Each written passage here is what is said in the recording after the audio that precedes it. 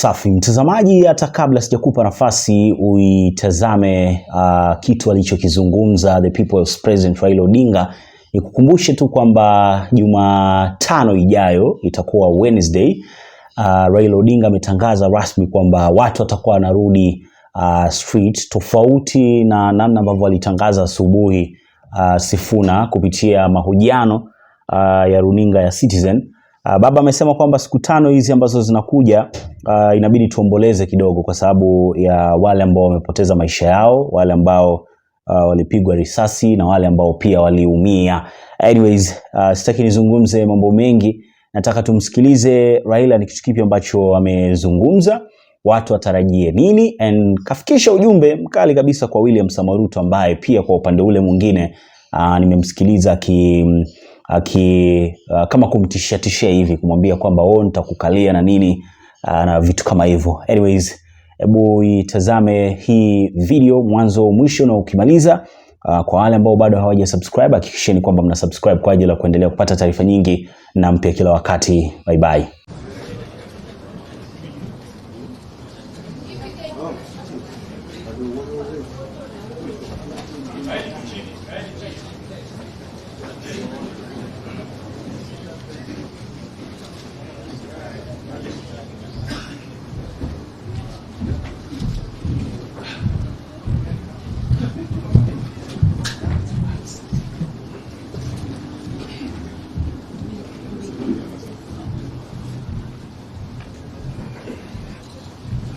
Hello? Are you ready? Huh?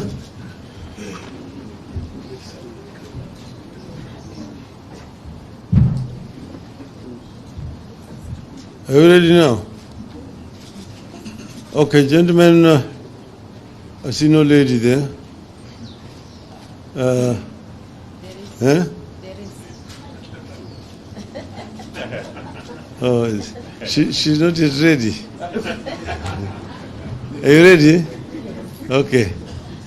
We have a statement that is going to be read on our behalf by Honorable Eugene Wamalwa.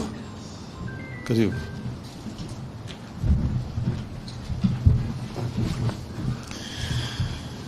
This is the Azimio statement on police brutality. Today, Kenyans woke up to the reality of state-sanctioned execution, injuries, and even theft by police on Kenyans who exercise their constitutional protected rights to protest, to picket, to assemble, and to present petitions. Across the country, families are mourning and preparing to bury their loved ones who are victims of murderous police officers. Many families are in hospitals, nursing loved ones who are injured by police. Tens of people have been hospitalized with gunshot wounds, arrows, and pangas. Some of the victims are very young school boys and girls who are not even involved in the demonstrations. Hundreds of people are also being detained in police cells or have been arraigned in court for participating in a process that is protected by our Constitution. Among those in police custody is our very able Member of Parliament for Mavoko, the Honorable Patrick Makau. And as we speak, we've just learned of the arrest of the Honorable Wycliffe Ambetsa Oparanya. We demand immediate and unconditional dropping of all charges against Honorable Makau and Honorable Oparanya, who has been arrested just this evening, and all those who are arrested for participating in a constitutionally protected action of protesting against punitive policies. We're here today to condemn the senseless brutality and state-sanctioned execution of civilians by police, which is becoming the new normal in Kenya. We are deeply concerned at the repeated instances of police brutality against innocent and law-abiding citizens. Yesterday, this brutality gained a new notoriety. Police not only fired bullets at citizens who were gathering for a rally in Kamkunji, far from the CBD, they also fired tear gas into a primary school right here in Nairobi, exposing to mortal danger our very innocent children who had absolutely no idea or who were not involved in any way in these demonstrations. The brutality is not ad hoc. It is coordinated. It is even ethnicized. A special ethnic-based killer squad has been formed within the larger police service to brutalize and carry out summary execution of citizens in the name of protecting what they have been made to believe is their regime. This squad is taking instructions from an equally ethnic-based command structure that operates outside the official channels of the police service. As if this is not enough, a killer squad that is not part of the police service is being activated to operate as part of the police to brutalize Kenyans. This squad was in its true element yesterday. They were firing at protesters from unmarked vehicles that we know belong to the police in places like Mlolongo and Kitengela. There were murders, injuries, arrests in as diverse places including Machakos, Kisumu, Kisii, Busia, Wote, Emali, Meru, and Kilifi, among others. We're in the process of compiling complete data from across the nation on the victims of this operation, and we'll share the same with the country in due course. These acts of brutality are running side by side with politically supported acts of ethnic profiling in parts of the country where ethnic-based militias are being formed and facilitated to attack other communities with crude weapons with the support of the state. It is happening right now in parts of Nyanza, along the Kisii-Kericho and Kisumu-Kericho borders. It is happening here in Nairobi too. Someone is working on a script of ethnic profiling, antagonism, and murder, much similar to what happened here in 1991, 1992, 1997, in the infamous tribal clashes, and also in the 2007-2008 period. The world has known of the butcher of Cambodia. This was before other butchers. Today, it will appear there is a butcher of Kenya in the making. We call on Kenyans to refuse to be intimidated in their own country. We urge Kenyans to be firm and to resist this deliberate effort to turn the National Police Service into a killer squad for hire by politicians and the regime suffering acutely from legitimacy deficit. We are going beyond merely condemning this emerging pattern. We have instructed our lawyers to prepare and institute local proceedings against police officers who have gone against their duty of protecting life and property of Kenyans and instead have become a threat to the very citizens they're supposed to protect. In this regard, we are appealing to all Kenyans who have photographic or video evidence of police brutalizing citizens to share the same with us to aid the case that our legal team is working on. Going forward, we appeal to Kenyans to resort to citizen journalism and photograph and film state officers, including police and politicians who in the course of duty abuse and brutalize their fellow citizens. Because the regime has decided to to turn all institutions of the state against the citizens, we have no option but to act to protect ourselves. We are going for individual responsibility and culpability against individual officers. We are also going for individual culpability against police commanders, whom we have reason to believe know or ought to know about the illegal actions of their officers under their command. We stand in solidarity with victims of this police brutality and their families. We will be visiting from tomorrow, and we will offer support to offset costs and help lessen the burden on the families. We have made a decision to observe 5 days of mourning in solidarity with the victims and their families, during which we'll try our level best to mobilize support to help lessen the burden on the families of the victims. But we are not giving up in our quest to force William Ruto to lower the cost of living, to commit the audit of the 2022 elections, to bipartisan reconstitution of the IEBC, and respect for political parties, including the Jubilee Party. And this afternoon we are pleased to learn of the High Court intervention where orders have been issued, and the legitimate Secretary General of Jubilee, the Honorable Jeremiah Kioni, is here with us. We'll give him a minute to share the good news with us. Consequently, we announce that our protests will resume on Wednesday, 19th July 2023. In the meantime, we proceed with the collection of signatures against Ruto on both digital and manual platforms.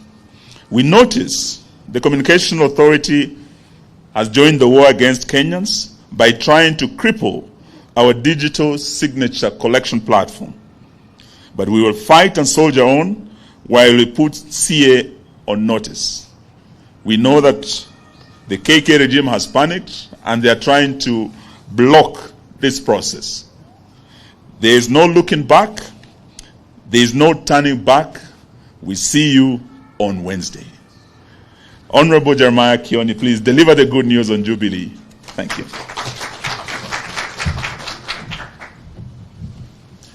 Thank you, Honorable Omarwa.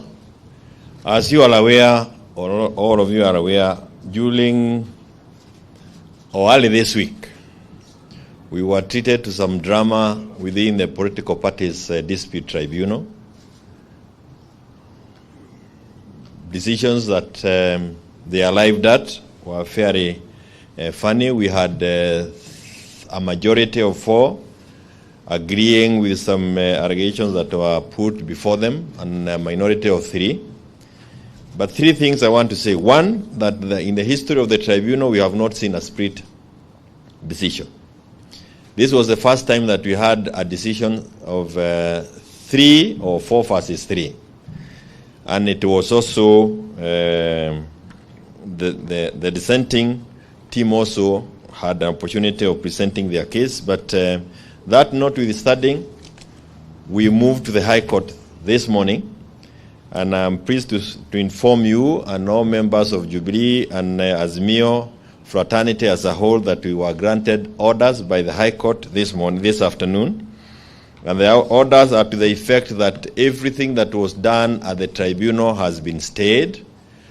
The officials of the party remain as was gazetted on the 22nd of March 2022, and that even the special gazette notice that purported to call, or let me just mention, number 9131 of 2023 has also been stayed, and will be in court together on the 26th of July this year.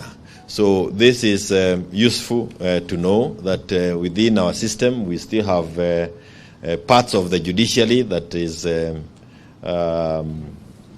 judicious, and this is specifically the High Court. they are judicious and they are able to listen to issues. We will give you the copies of the orders so that you can actually see well-written and well-reasoned decisions that come from some of the courts that we have. We want to thank the High Court judges, and we also want to thank members of Jubilee who have remained faithful. Musije mkadanganywa, watu watariangarega hapa na kuringariga na kusema mambo mengi, lakini tunajua kwamba mwisho ukweli utapatikana na kwamba Jubilee will be part and parcel of Azimio. And we want to thank our Azimio leader, party leader, Raila Amolo Odinga, and the principals, because they have remained truthful and supportive of us as Jubilee, even during those very trying times. Multi-party is under attack. As the Ruto regime keeps killing people, innocent people during peaceful demonstrations, they are also very keen on killing political parties that remain the voice of the voiceless. I thank you.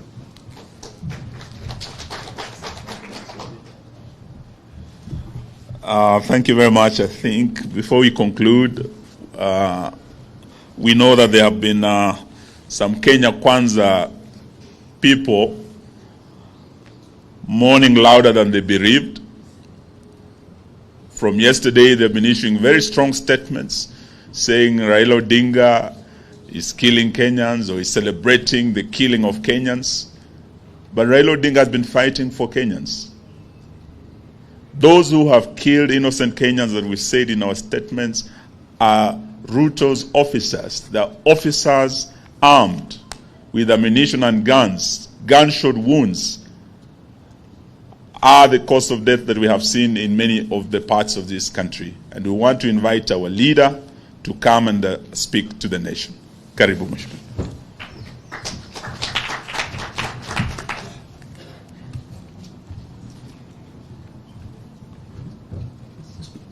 Kwanza nataka kuchukua fursa hii kutoa shukrani sana kwa Wakenya kwa yale ambayo walifanya jana. Wakenya walijitokeza katika pembe zote za nchi yetu. Wazee, vijana, wakina mama, wote walijitokeza kuonyesha kutokuwa na imani yao na serikali dhalimu ambayo inawanyanyasa. Na vile sisi tuliwaagiza, Wakenya walijitokeza kwa njia ya amani. Hakukuwa na fujo. Kila mahali walipojitokeza walikuwa wanaimba, wakitembea. Vile imekubalika katika sheria zetu. Wakenya wana haki na uhuru ya kufanya maandamano, ya kukutana pamoja, na vile vile kupeleka kumbukumbu. Lakini tunasikitishwa sana na vitendo ya serikali hii kupitia kwa polisi yao. Tuliona polisi jambazi ambayo walikuwa maamrishwa kujitokeza kama maadui ya Wakenya. Wakaanza kupigana na Wakenya kwa njia ya kijambazi. Wengi ya Wakenya wamepata majeraha. Wengine wamefariki kupitia kwa risasi ambayo walipigwa nayo na polisi. Sisi tulikuwa tumeitisha mkutano Kamkunji.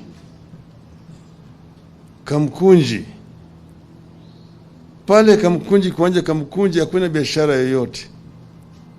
Kwa hivyo hakuna mtu ambaye aliharibu bidhaa au biashara ya mtu yoyote. Lakini tuliona kwa runinga askari polisi wakipiga risasi kwa umati ambayo ilikuwa mikutana pale Kamkunji. Wanasema ati wanaazimio wanaharibu biashara ya watu. Kule Kamkunji biashara ya nani ambayo ilikuwa inaharibika huko? Kukuta askari ya polisi akipiga risasi kwa umati ambayo imekusanyika kule kwa njia ya amani. hiyo shabaha yao ilikuwa ni kuleta majeraha au kuwa Wakenya kiholela.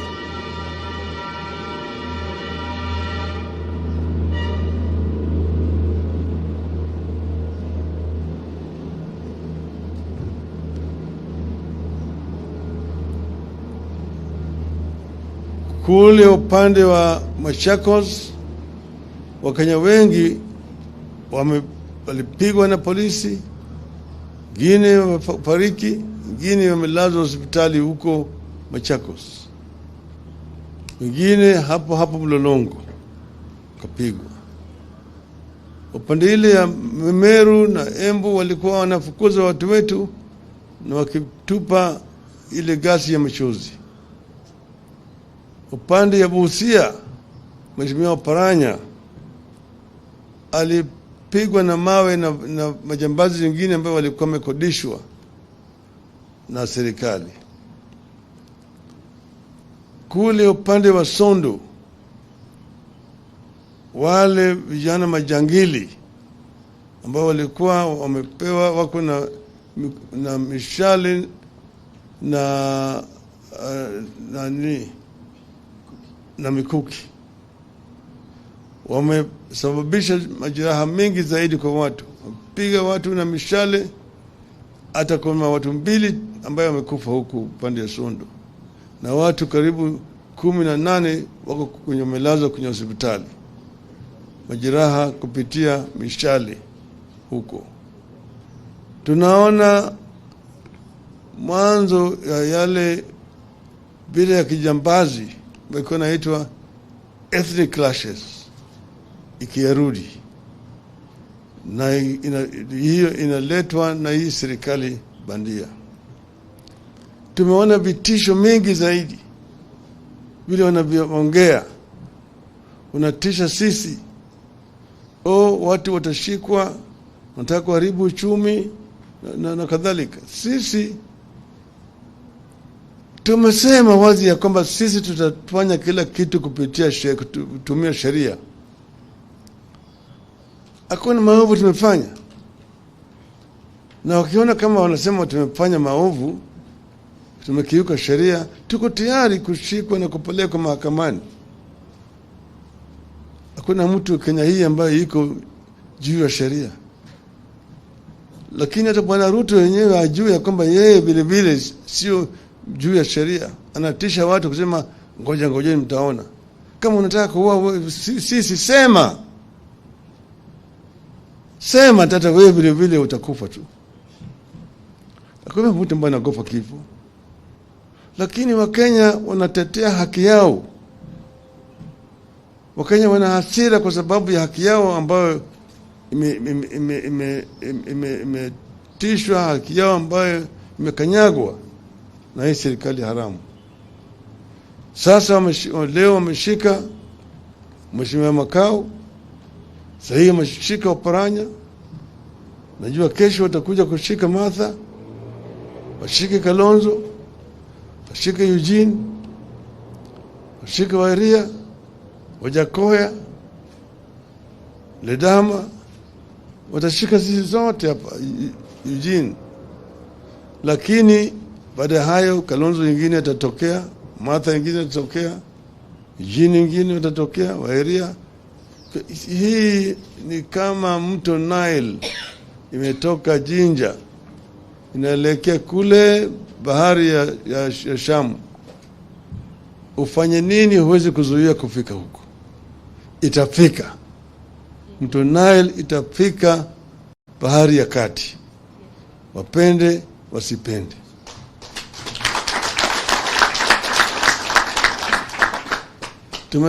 Tumetangaza siku 5 ya maombolezi kwa wale watu wetu ambao wamekufa na wale ambao wamepata majeraha. Kwa hivyo siku 5 hizo hakuna chochote kitafanyika. Lakini tumesema Jumatano ijao tena Kenya yote watajumuika. Kutakuwa na kamkunji nyingine Jumatano ijayo. Wapende wasipende. Asanteni sana.